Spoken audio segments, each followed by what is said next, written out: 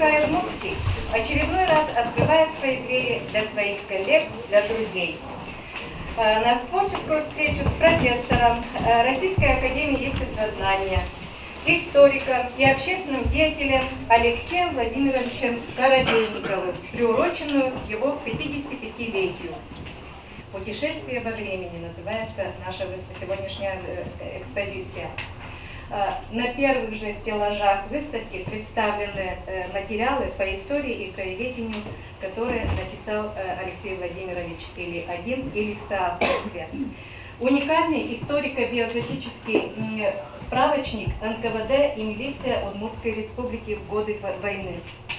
В этой книге вы найдете уникальные сведения, около 500 биографических справок на сотрудников НКВД Удмуртии, которые ушли на фронт.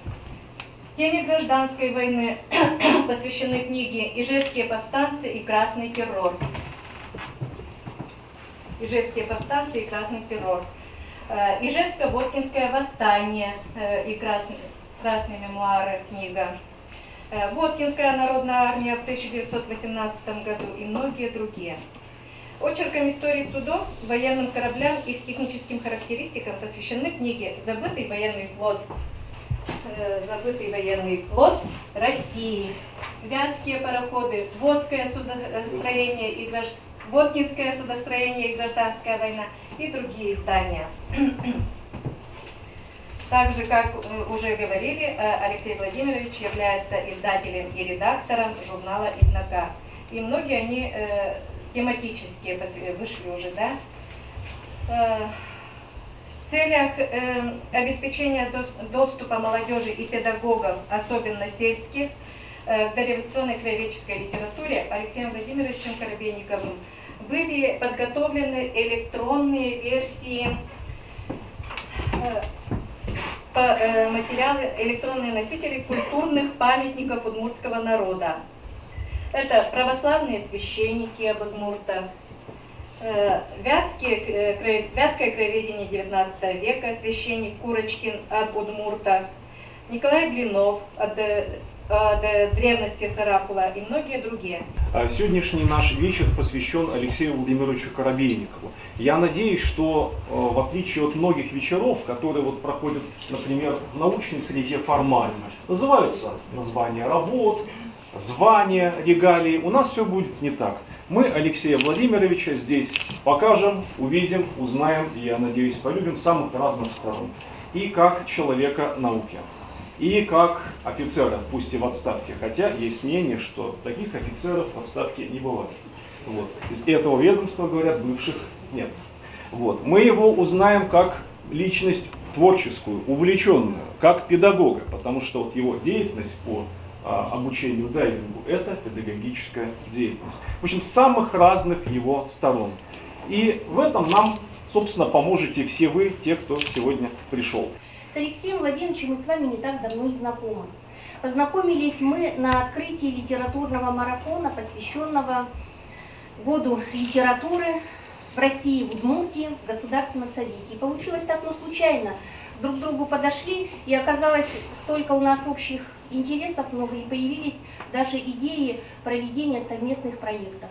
И что мои наблюдения, вот общение с вами еще, ну, наверное, чуть больше полгода, да, на нашему с вами знакомству и именно совместной деятельности. И на самом деле это не только идеи появились, мы сумели их воплотить в жизнь. И я думаю, что это тот проект, который реализовали, я считаю, что неимоверного труда стоил Алексей Владимирович именно вашего. Это был первый опыт точно в Российской Федерации, не только в Удмуртской Республике, подготовки истории, изложения краткой истории Удмуртской Республики и города Ижевска для такой категории людей, как слепоглухих. И этот проект финансово был поддержан благотворительным фондом соединения, который был учрежден под председательством президента Российской Федерации. Вот здесь на выставке, да, тоже есть. Это на самом деле первый опыт в Российской Федерации. Ну что хочу сказать. Сразу, когда я познакомилась, правильно сказали, бывших не бывает сотрудников, я сразу поняла, что человек военный, что можно положиться, что человек слова, и я не ошиблась. То, что Алексей Владимирович обещал, и, наверное, такие моменты были, когда мы думали, ну все, мы не успеем в сроки, а реализация проектов это требует жесткой дисциплины, выполнения сроков, но человек военный, мы все уложились, мы все сделали вовремя. Но еще я бы хотела сказать, что Алексей Владимирович на самом деле столько разносторонний человек, целеустремленный. Наверное, про таких людей многие скажут, что не совсем простой человек, не совсем просто общаться. Но я считаю, что именно в таких людях очень многое держится. Это именно человек с активной гражданской позицией, который не думает о своем благе, а думает об общественных интересах. Это мои выводы, Алексей Владимирович. И тратит неимоверное количество своего личного времени, сил, наверное, и финансовых средств для того, чтобы воплотить свои идеи как ученого и как гражданина. Алексей Владимирович, крепкого здоровья вам, активной жизненной энергии, чтобы она у вас не угасала. Ну и как в общественном адресе было сказано, общественного признания. Всего вам доброго. И еще позвольте вручить благодарность Национальной библиотеке Удмуртской Республики Алексею Владимировичу Коробейникову, историку, общественному деятелю, профессору Российской академии естествознания, постоянному члену финно-угорского общества, издателю научного журнала «Иднокар», за активное сотрудничество с Национальной библиотекой Удмуртской Республики, продвижение краеведческих знаний, формирование фонда краеведческих документов. На самом деле внесли и еще, я надеюсь, внесете огромный вклад в нашу деятельность. Дорогие друзья, мне на самом деле очень приятно видеть всех практически, кто сегодня пришел. Я всех знаю, это все мои друзья, но между собой вы не знакомы. Поэтому я буду несколько слов говорить о каждом. И таким образом раскроется каждый из наших гостей. Я о нем скажу. И немножко тоже раскроется и моя судьба, и роль этих людей в моей судьбе. На самом деле, как Татьяна Владимировна справедливо сказала, было открытие года книги в России, литературы. И я увидел в Госсовете, выставка была, где лежат книги. Я смотрю, какие красивые книги. Да где же их издают? Что-то я не видел таких книг в библиотеках. И спрашиваю, по краеведению есть что-то? Ну, что-то есть. Как смотрю, кто это такие толстые книги написал? Вот у меня ведь они все тоненькие, да? И подошел, также вот раскрываю, а они рельефным шрифтом, брайлем, понимаете? Вот их надо пальцами слепые читают. И, естественно, мы тогда поговорили, что у нас оказывается целая категория читателей, такие люди, у которых особенности восприятия, они информацию вот пальцами читают. И когда я с ними начал общаться, оказывается, это люди, они такие же, как мы, а в некоторых смыслах они даже еще более продвинуты. То есть они, когда мы проводили экскурсию, допустим, для слепых по городу, они, оказывается, задают вопросы, они интересуются, они читают книги. Но у них не было книг по краеведению, или было их мало. И поэтому мы сделали вот такой проект, слава богу, был грант какой-то, да. И нам удалось напечатать 2 книги. И они сделаны так, вот вы потом подойдите, посмотрите. У них вот на обложке даже напечатана, да, картинка. Ну и напечатано брайлем тоже, то есть выпукло, понимаете, они читают. Вот здесь прочитали, потом открывают, здесь напечатано, ну и брайлем тоже сделано, понимаете, как бы все дублировано. И здесь то же самое. Еще одно слово о проекте. Сейчас нам митрополит благословил издать книгу «Люди из святой жизни». Она уже передана в библиотеку для слепых. Мы пока один вариант сделали крупным шрифтом для тех, у кого зрение сохранилось. Сейчас мы сделаем также эту книгу брайлем. И здесь еще есть... Денис, ты будешь показывать фрагменты? Нет? Да, безусловно, вот сейчас, Владимирович, ты закончишь, и мы покажем аудиофрагмент. Да. Да. То есть для тех, кто, допустим, не может читать пальцами, да, но для тех, у кого сохранился слух, значит, мы сделали эта же книга, она сделана в аудиоформате. И начитал эту книгу известный наш диктор удмуртского телевидения Кузнецов, да, которого мы много лет видели с экрана, а тут вот его голос. Я впервые, когда это услышал на презентации библиотеки для слепых, у меня аж мурашки были. Как это? Этот человек из телевизора вдруг читает мою книгу. Это было очень приятно. И вдвойне приятно то, что люди это читают. Вообще первое знакомство и сотрудничество у нас началось как раз-таки в прошлом году, когда для наших слепых в рамках мероприятия «Живая память поколений» на месячнике «Белая злость», который мы ежегодно организуем и проводим для наших читателей, Алексей Владимирович как раз-таки провел вот эту самую экскурсию. И потом уже как раз реализовали проект по изданию таких книг рельефно-точно мы в звуковом формате.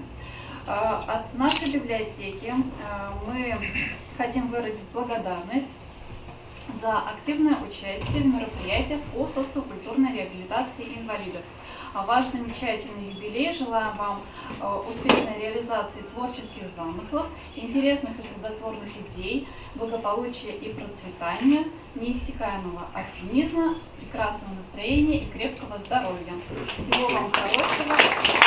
Я думаю, наше сотрудничество будет не менее плодотворным и в дальнейшем, и мы будем рады видеть в стенах нашей библиотеки вас. Большое спасибо. Вот совершенно новая свежая книга «Удмуртия. Родина Чайковского». В рамках празднования 170-летия Петра Ильича Чайковского эту книгу мы долго готовили, авторский коллектив, были озадачены в подготовке этого материала многие музеи наши, научные сотрудники, и в итоге получилась такая содержательная, большая, хорошая книга. И мы вручаем эту книгу от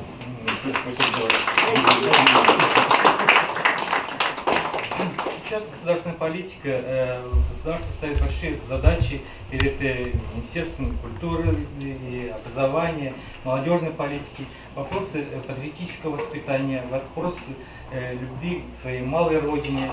И на фоне данной выставки мы можем уверенно сказать, что все проделанные труды Алексея Владимировича это и есть труды в целях воспитания подрастающего поколения. И огромное спасибо за за большую работу. И мы уверены в том, что и в дальнейшем мы с вами будем тесно сотрудничать, и все это сотрудничество принесет большие положительные результаты. На Совет ветеранов я хотел бы вручить грамоту в связи с 50-летием и за совместную работу. Я желаю вам здоровья. С вашего позволения сказать, наверное, о книгах, которые вот здесь написаны, выставлены, которые касаются деятельности в общем, органов ЧК, НКВД, МГБ, МВД и ФСБ. Конечно, наша служба, она более чем секретная, их не все документы, даже 50-летней давности можно, к сожалению, как-то сейчас открыть и передать в гласности. Но, тем не менее, труд был большой, очень проведен, собрали массу документов, материалов, из них делали выжимки какие-то, все это попало сюда. В порядке работы над этой книгой мы, Совет ветеранов, нашел практически следы семей всех высших руководителей нашего ведомства, начиная где-то с Разумного, где-то 51 года был Стадухин такой министром безопасности здесь. Его нашли здесь, дочь нашли в Питере, в Перми, в Пермском крае. И в Беларуси даже нашли, кстати, членов семей, так сказать, высших руководителей. Это большая работа, требует большого, в общем-то, времени, энергии, сил и так далее. Есть задумка у нас совместная, наконец-то, систематизировать все материалы, которые касаются деятельности органов безопасности на территории Удмуртской республики, начиная, наверное, с такой, скажем, приемлемой исторической ретроспективы, это начать с вопросов деятельности отдельного корпуса жандармов на территории Вятской губернии, куда мы все входили. Надо сказать, что изучая отдельные аспекты деятельности ЧК Удмуртской республики и последующих органов, вот лично я пришел к выводу, что эта работа нужная, важная с точки зрения, чтобы ознакомить их с этими материалами, действующий состав. История всегда воспитывает, на мой взгляд. Мы от истории нельзя нам действовать. Знаете, надо помнить эту историю. Я был много раз уже в архиве с Сергеем Сергеевичем, там познакомился, очень приятно мне, конечно. Изучал я там материал, который, как действовали здесь начальники уездов, управления, полиции Царской империи, Российской империи и так далее. С вами мы познакомились несколько лет назад, и, как говорят про Алексея Владимировича, он человек творческий, интересный, и он неугомонный, то есть он сам находит в себе новые идеи, новых людей, проекты и воплощает их потом в жизнь. У нас несколько лет назад создался общественный совет при Музее культурного центра МВД по Удмуртской республике. Дело в том, что этот общественный совет, когда мы его создавали, мы думали, как сохранить историю МВД Удмуртской республики, как ее развивать, может быть, какие-то идеи. Когда я советовалась с МВД России, с музеем МВД России, с центральным, мне сказали, вы первые. Вот. И когда мы создались, то есть такой немножко в голове хаос, еще что-то, и Алексей Владимирович тут буквально там через несколько месяцев появляется в нашем музее. Как он туда появился, я не знаю. Ну, видимо, интерес его довел. Но это самый активный член этого совета экспозиции. И, как говорят, он структурирует как военный наши мысли, наши идеи. И когда много же хочется и опять необъятное, он нам говорит, делаем так, так, так, пишем туда, туда, туда. И самое главное, как вы уже сказали, сроки. И вот благодаря Алексею Владимировичу, вот здесь уже говорили, вышла книжка НКВД и милиция в годы Великой Отечественной войны. Так как у нас все-таки сопредельное ведомство и очень много у нас пересекалось, за эту книгу, и самое главное, он не просто ее написал и структурировал это все, это только начало работы. Сейчас мы работаем над проектом, у нас в 2018 году будет дата 300 лет полиции России. То есть и сейчас вот это задумки огромные, планы еще больше, что нужно воплотить, и осталось совсем немного времени. До 2017 года мы уже должны представить научный труд, опубликованный в МВД России на комиссию. Вот. И хотелось еще сказать несколько слов буквально. Кроме того, что Алексей Владимирович пишет и систематизирует, он не просто оставляет свои книги, а он выводит их к читателям и рассказывает, и пропагандирует. И это еще, мне кажется, большая работа, рассказать о том, что... Потому что многие вот смотрят, где-то не берут книги, где-то меньше стали читать, но когда он выходит и смотришь по презентациям даже этой книги, презентация была и... на радио была шикарная передача, были и в газетах, то есть про эту книгу узнали многие. Было очень много уроков по патриотическому воспитанию, где он доносил, как раз рассказывал не только про эту книгу, а многое, что не вошло и в УДГО, и в школах. То есть огромное вам спасибо за тот патриотизм, который вы вселяете в души молодых граждан, учащихся, за интерес, который вы развиваете в дальнейшем к истории, истории своей семьи, истории своего народа. Мы направили в МВД России на него награду, но, к сожалению, у нас очень долго всегда документы ходят за все то, что вот он сделал, на медаль за содействие органам внутренних дел. К сожалению, пока нам еще награда не пришла, но у нас есть ассоциация ветеранов боевых действий, и есть ассоциация фонд «Честь и мужество». Вот. Председатель ассоциации ветеранов боевых действий у нас здесь полковник внутренней службы Наговицын Сергей Алексеевич. Он был замминистра начальником тыла. Сейчас он входит в правление ассоциации МВД России. Вот. И от него мне хотелось бы вам. Потому что когда он узнал, какую работу проводит Алексей Владимирович с подрастающим поколением, то есть действительно это награда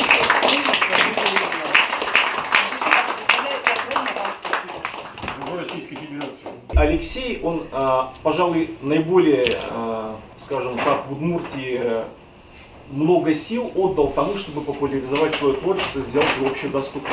Я хочу рассказать, как это конкретно он делал, потому что в этом есть и определенного рода тоже мой личный вклад. Я прошу включить презентацию, которая называется «Труды Алексея Владимировича Коробейникова в интернете». Мало найдется историков в Удмуртии, которые так хорошо представлены во всемирной сети. Начиналось все в свое время с моего сайта «Удмуртология», который посвящен истории и культуре удмуртского народа, Удмуртии. И среди многих его разделов появился раздел «Научная библиотека». И вот одним из наиболее наполненных разделов, наиболее часто обновляемых в то время, был раздел, посвященный как раз Алексею Владимировичу. Ну, здесь немножко сказано о нем самом. Если пролистнуть дальше, тут можно увидеть различные ссылки. Правда, давно не обновлялось, потому что не успевает вебмастер за таким активным автором. Но обязательно мы в ближайшее время сделаем обновление, и на этом сайте, на сайте Удмуртология, можно будет найти ссылки на все значительные публикации Алексея Владимировича. Следующим важным ресурсом, который, ну, пожалуй, тоже как никакой другой представляет Коробейникова и как автора, и как организатора науки, как издателя, это научная электронная библиотека eLibrary, потому что в этой библиотеке, в ее фондах, а эти фонды, они доступны всем желающим, располагаются все номера, вышедшие за 10 лет журнала «Иднакар. Методы историко-культурной реконструкции». Вот здесь 27 номеров пока в фондах учтено, ведь сейчас уже у нас 29 номеров, ведь тоже не поспевают тамошние администраторы, но все абсолютно номера, все статьи. Можно, например, открыть самый последний номер, редактором которого был присутствующий здесь Рустам Нурович Касимов, и увидеть, из каких статей этот номер состоит, и даже ознакомиться совершенно бесплатно с каждой из этих статей. Вот если бы все научные издания в Удмуртии так работали, то это было бы, конечно, просто прекрасно, и Алексей здесь задает своего рода стандарт качества. Следующим важным ресурсом, очень любимым как на территории Российской Федерации, так и за ее пределами, в среде русскоязычного научно-культурного пространства, является библиотека Киберленинка, обладатель массы всяких премий, тоже наград. И в этой Киберленинке мы что можем найти?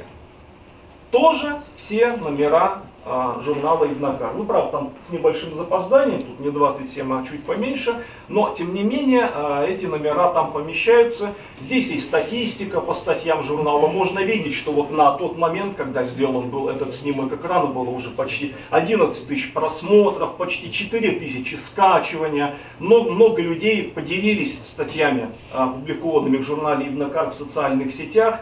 И такие возможности вот дает этот замечательный сайт. Можно, следующий слайд, здесь можно сделать, например, поиск по имени автора, Коробейников Алексей Владимирович. И тоже сразу же мы увидим статьи и книги, автором и составителем которых является наш юбиляр.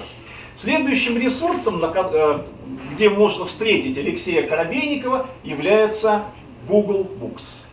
Это крупнейший международный сайт, который содержит миллионы книг, некоторые из них в свободном доступе, некоторые в не очень свободном доступе, некоторые совсем не в свободном доступе.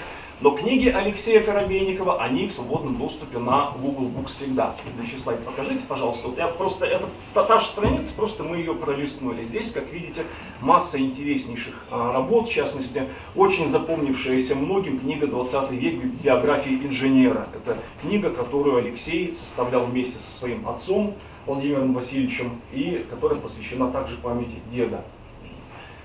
Следующий слайд. Вот если мы, например, зайдем по ссылке в Google Books на какую-нибудь из книг Коробейника, вот можно увидеть будет ее содержание. Так что это все тоже доступно. Следующий слайд. Для многих это будет неожиданностью. Дело в том, что все счастливые обладатели смартфонов на базе операционной системы Android знают, что такое Google Play. Google Play — это то, откуда мы скачиваем все нужные программы для наших маленьких электронных друзей. Но помимо программ, помимо приложений, в нем есть, как вы видите, здесь и фильмы, и музыка, и газеты, и журналы, и книги. И среди этих книг мы обнаружим, следующий слайд, книги Алексея Коробейникова. Я уж не знаю, кто их там разместил и кто их там продает за небольшую денежку. Но в данном случае не это мне интересно, что и здесь они есть. И я бы предложил тебе, Алексей Владимирович, официально заняться просто дистрибуцией своей продукции именно через Google Play. Пожалуйста, следующий слайд. И закончить мне бы хотелось таким совершенно фантастическим ресурсом. Это наше национальное достояние, хотя как-то все его хотят то домен разделегируют, то в список запрещенных материалов несут. Это RUTRACKER. Вот. А на рутрекере огромное количество материалов, ценнейших для нашей истории, культуры, как более-менее древней, так и современной, вот, быстро текущей, проходящей сейчас. И на рутрекере мы тоже можем найти произведение Алексея Коробейникова. Если мы следующий слайд увидим, то вот, например, книга, которую в свое время написали присутствующий здесь Николай Витальевич Митюков с Алексеем Владимировичем, посвященная баллистике стрел по данным археологии. Но что интересно здесь, вот если приглядеться, кто ссылку на торрент-файл, связанный с этой книгой, выложил? А выложил пользователь из Германии, из города Рослау. То есть, понимаете, вот человек, сидящий в Германии, у которого миллионы книг на всех разных языках, он нашел, отсканировал, выложил, поделился с другими этими книгами. Это тоже о многом говорит. И я бы тоже предложил тебе, Алексей Владимирович, самому заняться размещением своих изданий тоже на этом замечательном ресурсе. Я, уважаемые коллеги, в своем выступлении ничего не буду говорить про социальные сети, активным членом которых является Алексей Коробейников. Ну, вы и сами, потому что его там можете найти, и многие уже, собственно говоря, и нашли. Как видим, в области использования современных информационных технологий Алексей Владимирович, безусловно, передовой, и всем нам с него надо брать пример. Я, как старый интернет-волк, Алексей Владимирович, очень рад, что ты существуешь и пополняешь нашу всемирную сеть замечательными произведениями. Много, в общем-то, уже сегодня было сказано о одном из наиболее важных проектов, одним из авторов которого и человеком, который поддерживает развитие этого проекта, является Алексей Владимирович Коробейников. Это, конечно, журнал «Виднокар. Методы историко-культурной реконструкции». И в ходе реализации данного проекта, которому в будущем году, нынче осенью исполнится уже 10 лет, оказалось, недавно только начинали, но время летит, Алексей Владимирович, безусловно, смог реализовать себя как ученый, но и в том числе как талантливый организатор. Поскольку вот в рамках данного проекта журнала «Виднокар» ему удалось собрать вокруг себя коллектив единомышленников, которые неравнодушны к судьбам исторической науки, в частности, филологической части и так далее. И каждый из которых вносит свой посильный вклад в дело развития науки Удмуртии, и популяризации ее результатов. И речь идет прежде всего, конечно же, о редакционной коллегии журнала «Виднокар», и о тех людях, которых мы традиционно именуем друзьями этого проекта, естественно, об огромном количестве тех авторов, которые публикуют результаты своих научных исследований на страницах журнала «Виднокар».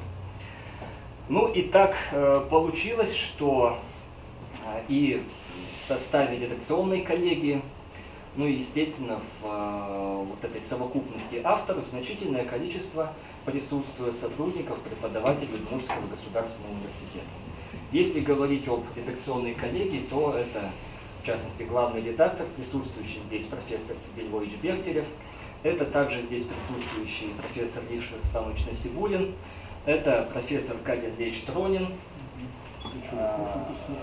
выпускник Удмуртского университета Владимир Сергеевич Чураков, сотрудник Удмуртского института истории, языка и литературы, ваш покорный слуга. То есть мы можем полным основанием, я думаю, говорить, что журнал «Виднокар» это в каком-то смысле, известном, проект Удмуртского государственного университета. Скромно так. Скромно. Поэтому позвольте, Алексей Владимирович, вручить вам благодарственное письмо от имени Удмуртского государственного университета. Глубоко уважаемый Алексей Владимирович, от лица коллектива Удмуртского госуниверситета позвольте поздравить вас с юбилеем. Ваша общественная и научная активность реализуется в тесной связи с магистральными направлениями деятельности университета. Мы знаем вас не только как ученого-новатора, человека исключительного трудолюбия и самоотверженности, но и как коллегу и соавтора многих представителей профессорско-преподавательного состава УДГУ. На страницах книг, издаваемых в рамках деятельности научного журнала «Виднокар», можно регулярно видеть публикации, отражающие результаты научных исследований, проводимых в университете. Ссылки на публикации в «Виднокаре» мы видим в авторефератах диссертаций, статьях и книгах, в электронных библиотеках и наукометрических индексах. Вы, как перводвигатель этого научного проекта тем самым способствуете не только укреплению профессиональных и человеческих связей между учеными образовательных и научных организаций Удмуртской Республики, но и продвижению удмуртской науки в российском и международном масштабе. Желаю вам долгих лет продуктивной научной жизни и выражаю надежду на укрепление наших деловых связей. Ректор УДГУ, профессор Галина Витальевна Мерзлякова. Алексея Владимировича можно уважать и как талантливого именно издателя. Об этом я хотел бы сказать особо, потому что наверняка вы знаете, что в нашей России глубокие традиции книгоиздания, и я даже склонен оценивать работу Алексея Владимировича в качестве издателя научно-практического журнала «Еднокар» и издательства «Еднокар» в целом, как деятельность сродни выдающемуся издателю второй половины 19-го, начала 20 века Ивана Дмитриевича Сытина, его знаменитые народные библиотеки, чьи издания были доступны даже простым людям, сельским обывателям, рабочим и другим категориям населения. Вот, поэтому, когда Алексей Владимирович предложил мне, тогда уже достаточно такому известному историку, возглавить редакцию журнала «Еднокар», это, конечно, было для меня очень почетным предложением, я с радостью согласился, и вот уже 10 лет, как мы вместе активно работаем над этим. И хотелось бы еще сказать о его особом вкладе в разработку такой темы, как гражданская война, которой скоро исполнится уже 100 лет. Ну, вроде для нас, что такое гражданская война, что значит гражданская война для молодых поколений россиян? Это просто какие-то годы в истории. Однако это большая драма нашего народа, и Россия действительно единственное государство в мире, которое в ходе гражданской войны понесло невосполнимые морально-этические потери. Вот вдумайтесь, как страшно звучат эти слова, и то, что Алексей Владимирович поднял эту тему, по-новому посмотрел вместе с нами на события давно минувших дней, открывает новые страницы в этой драме народа. Это, конечно, тоже очень значимо. Ну и последнее, что бы мне хотелось отметить, его чисто человеческие качества. Это очень душевный, отзывчивый человек, притягательный человек. Он умеет притягивать к себе людей, он никого не забывает, он старается замечать и отмечать. Поэтому мне, как главному редактору, в целом нашей редакции, очень легко и просто работать с ним, особенно когда мы собираемся в штаб-квартире, которую он позволил сделать в своем родовом имении, да. На кухне. Да, на кухне мы собираемся, но ведем не только кухонные разговоры, конечно. Думаем и о нашем месте в Удмуртском региональном сообществе, что может сделать научно-творческая интеллигенция для того, чтобы молодые поколения не покидали пределы Удмуртской республики, чтобы с удовольствием оставались здесь, работали, творили на благо будущих поколений. Если мы обратим внимание на некоторые последние, особенно номера журнала «Еднокар», как мне кажется, даже качественно они изменились тем, что здесь появилось достаточно большое количество публикаций педагогов. И, простите мне за некоторую мою провинциальную наглость, журнал из кулуарного научного становится более... Журнал начинает приобретать функции журнала популяризаторского. Редактор данного номера Рустам Касимов. А еще одно благодарственное письмо, несколько неожиданное, ну и, кстати сказать, достаточно редкое. Это от общероссийской общественной организации по увековечению памяти о погибших при защите Отечества. Председатель совета этой организации Тимур Сергеевич Кутявин подписал главное благодарственное письмо. Я, прежде чем вручить его Алексею Владимировичу, хотел бы предысторию рассказать. В 90-е годы относительно недолго проработавший Союз поисковых отрядов России распался в силу того, что не стало Советского Союза, и бывшие братские республики вдруг заговорили о своей самостоятельности, некой незалежности. На сегодняшний день в современной Российской Федерации существует две крупных всероссийских организации, объединяющих поисковиков России. Одна из них — это Общероссийская общественная организация «Поиск», и руководитель ее, председатель Совета организации Тимур Сергеевич Кутявин, памятуя о нашей, собственно говоря, первой, по-хорошему первой с точки зрения публикации журнала «Иднакар», первого опыта взаимодействия, это так называемый среди поисковиков Удмуртии черный журнал, актуальные вопросы преподавания военной истории. Объясню, почему его нет. Пользуется невероятным спросом. Большинство относительно небольшого тиража ушло в Россию, в Москву, а дальше в регионы. Соответственно, есть эти вещи у нас и среди поисковиков России. Я отдельно хотел бы от себя сказать, и Тимуру Сергеевичу слова передаю. Собственно говоря, Алексей Владимирович — это тот человек, который впервые, по-хорошему, в научный оборот вводит такой феномен, как феномен поисковых отрядов. Мало того, что сами поисковые отряды занимаются тем, что кроме того, что популяризируют военную историю, еще и занимаются узколокальными вещами по ее изучению, но и сами они, как нам кажется, теперь уже вполне себе нуждаются в собственном освещении, да, или некотором описании. И вот первый такой серьезный опыт описания феномена поисковых отрядов сделал именно Алексей Владимирович Коробейников в формате, теперь уже можно сказать, нескольких журналов. Вот как минимум в двух здесь представленных есть некоторые вещи, которые так или иначе связаны с поисковым движением на территории Удмуртии. Поэтому я с удовольствием хотел бы прочитать это, в общем-то, относительно скромное благодарственное письмо. Благодарю Коробейникова Алексея Владимировича, историка, публициста и издателя научного журнала «Иднакар» за активное участие в гражданско-патриотической работе, за вклад в дело сохранения памяти о Великой Отечественной войне и популяризацию поисковой работы. Председатель Совета Общероссийской общественной организации по увековечению памяти о погибших при защите Отечества Тимур Сергеевич Кутявин.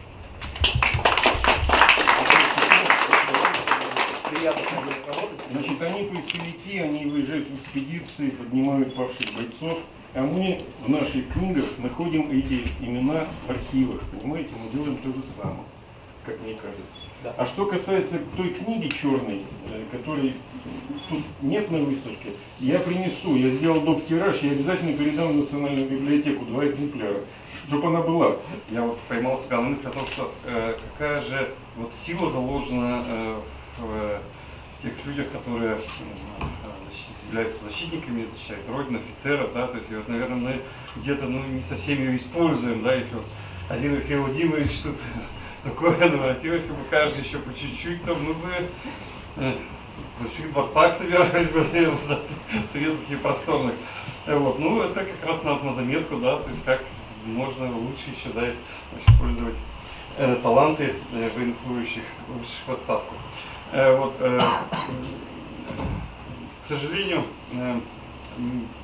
последние десятилетия, нашей новейшей истории, последние десятилетия, в котором мы с вами живем, дали нам такой образ, месседж, да, как сейчас говорят, да, что вот в России не только там непредсказуемое будущее, да, но непредсказуемое прошлое. И вот Алексей Владимирович, я понимаю, предложил очень много для того, чтобы мы, как бы сказать, с непредсказуемым прошлым попрощались. То есть мы теперь уже очень много знаем о том, что происходило именно здесь, на территории Удмуртской республики, в разные времена, да, то есть там и во времена самые спорные, да, значит, да, вот, гражданской войны, Великой Отечественной войны, да, то есть если уже мы, значит, крупицам собираем сведения о руководителях, да, органов на территории Удмуртской республики, то кто уж там знает, да, там о судьбе там репрессированных там, и так далее, да. То есть тема абсолютно еще не исследована, и она очень важна в позиционировании республики, потому что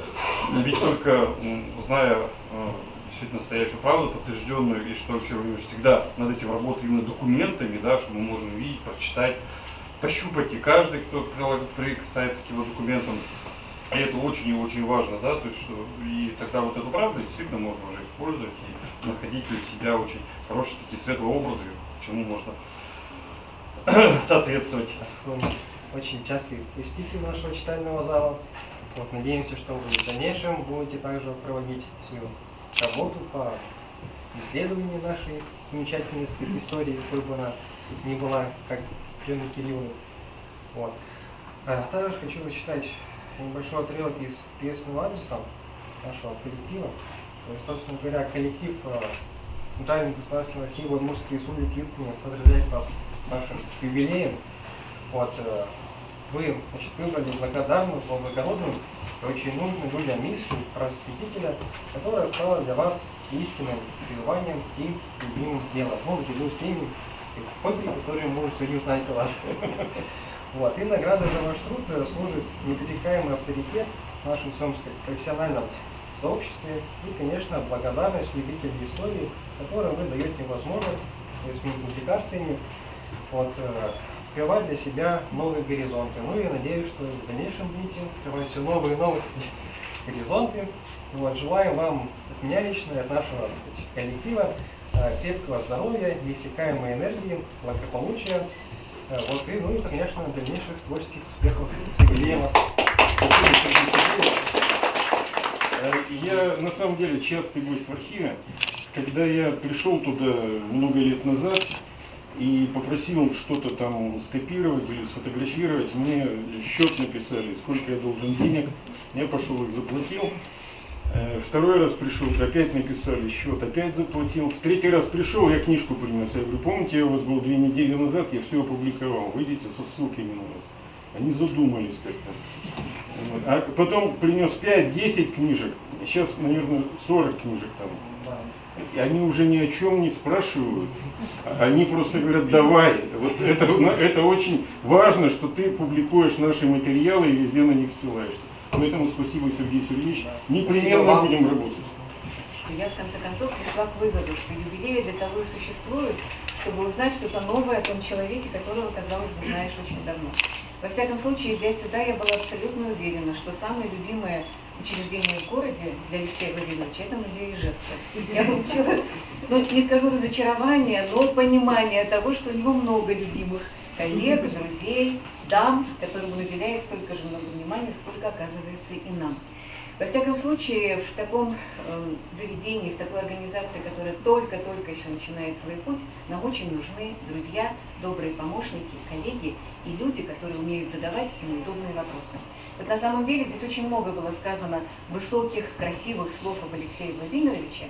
Кстати, вот в этом приветственном адресе от имени директора выставочного центра «Галерея», структурным подразделением которого мы пока являемся, все эти правильные слова сказаны. Я даже сейчас не буду их все повторять, потому что они в том же русле, в коем говорили все остальные. Но мне хотелось бы добавить к этому, что в науке очень нужны люди, которые умеют задавать неудобные вопросы. И вот в полной мере этим качеством обладает Алексей Владимирович Коробейников. И я думаю, что в научном сообществе нашей республики у него есть немало людей, которые с опаской смотрят на него, когда он поднимает руку на конференции, когда он начинает задавать эти вопросы, и разрушаются стереотипы, развенчиваются какие-то мифы, потому что у него в руках жесткий язык документа, который, оказывается, позволяет по-другому взглянуть на наше непредсказуемое прошлое. И хочу сказать, что вот, может быть, как раз вот подводя некий итог тому, что говорилось, мне кажется, что трудно найти другого человека в нашем городе, который был бы достоин называться человеком города. И мы от имени музея Ижевска решили сделать такой подарок юбиляру. Мы номинировали его на премию «Человек города» этого года. Поэтому, пожалуйста, просим поддержать. Там будет интернет-голосование. Алексея, буду его называть так, уже 55 лет. Поскольку я помню, как он родился, мы жили рядом почти. Я чуть-чуть ниже улицы Ленина, а он напротив, чуть-чуть выше улицы Ленина. Советская 12, квартира 9. Точно. И вот этот мальчик вырос и когда-то родил этот дитё, журнал, который тоже вырос и стал научным, настоящим журналом. Ну, я в краеведении новичок, меня немножко преувеличили. Я занимался где-то в узком кругу, что-то фотографировал. С 49-го года в город ходил по улицам, пряча фотоаппарат немецкий, ходом. увижу объект, кругом заводы, не думая, что это будет потом кому-то интересно. Но это оказалось очень интересно. 49-й, 50-й, 51-й годы.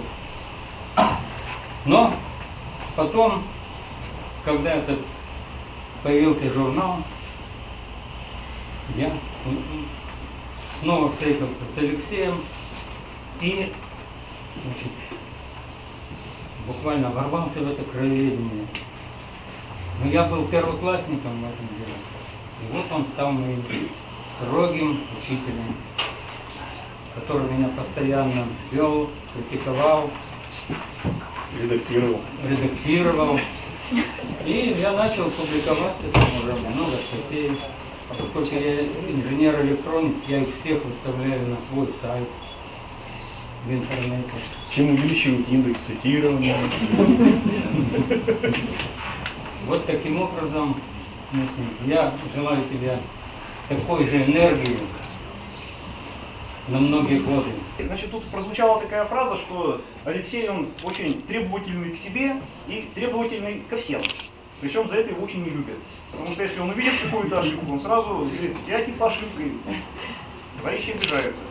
Так вот, есть еще один точно такой же вершинский товарищ, которого тоже все не любят, потому что он всех критикует за их ошибки. Это товарищ Лапшин из Запорожья. И вот смотрите, уже какая 4-я книга совместная, да? На выставке 1 том, но это 5-томник. Так вот, я слушал ваши совместные проекты, и что-то так меня ревность обуяла. Почему? Потому что я давно уже хочу совместный проект по истории Воткинского судостроения. Да, вот что-то увяз сначала, не знаю, какой-то гражданской войне. Вот у нас и книжка из Воткинского судостроения «Гражданская война». Он, этот скромный парень, он академик Испанской настоящей академии, королевской, морской.